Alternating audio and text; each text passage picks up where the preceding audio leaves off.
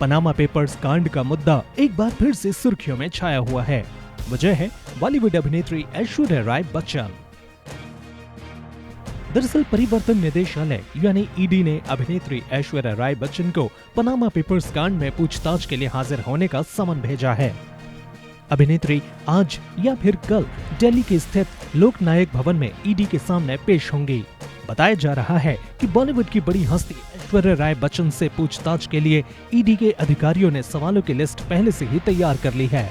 नहीं, ये भी जानकारी आ रही है कि ऐश्वर्या के बाद उनके ससुर और बॉलीवुड के मेगा स्टार अमिताभ बच्चन को भी नोटिस भेजे जाने की तैयारी हो रही है। इस मामले में जल्द ही ईडी अमिताभ बच्चन को भी पूछताछ के लिए बुला सकती है। वहीं करीब एक महीने पहले ही अभिषेक बच्चन भी ईडी के सवालों के जवाब देने के लिए ईडी कार्यालय पहुंचे थे। उस दौरान अभिषेक बच्चन ने कुछ दस्तावेज भी जांच अधिकारियों को सौंपे थे। चलिए आपको बताते हैं कि यह पूरा मामला क्या है। आखिर पनामा पेपर लीक कांड के खुलासे के बाद कैसे बच्चन परिवार परिवर्तन निदेशालय की रडार पर आ गया है।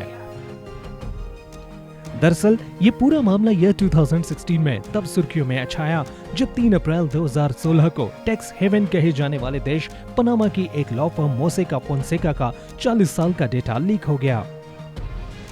इस पेपर लीक कांड के बाद खुलासा हुआ कि कैसे दुनिया भर की अमीर और प्रभावशाली हस्तियां अपने देश के कानून को गच्चा देकर टैक्स बचाने के लिए पैसा ऑफशोर कंपनियों में लगा रही हैं, जिनमें दुनिया भर के कई प्रभावशाली नेता, अभिनेता और उद्योगपतियों के नाम हैं। इसके जरिए बड़े स्तर पर टैक्स चोरी और मनी लॉन्ड्रिंग हो रही थी।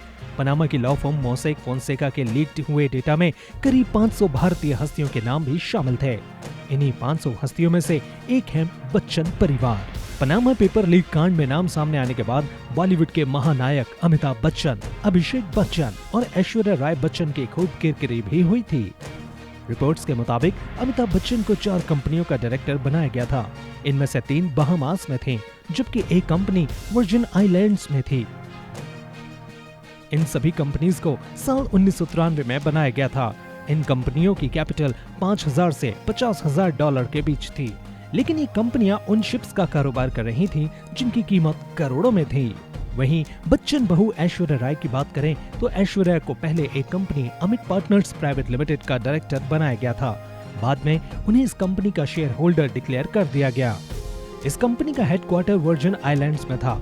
अमित पार्टनर्स प्राइवेट लिमिटेड में सिर्फ ऐश्वर्या ही नहीं बल्कि उनके पिता के रॉय, माँ वृंदा रॉय और भाई आदित्य रॉय भी पार्टनर बनाए गए थे। ये कंपनी 2005 में बनाई गई।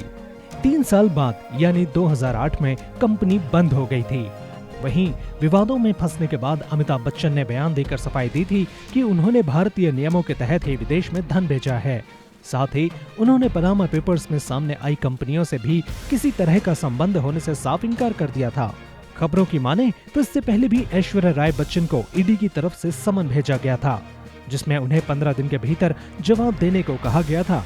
ऐश्वर्या ने ईमेल के जरिए ईडी को अपना जवाब भेजा था।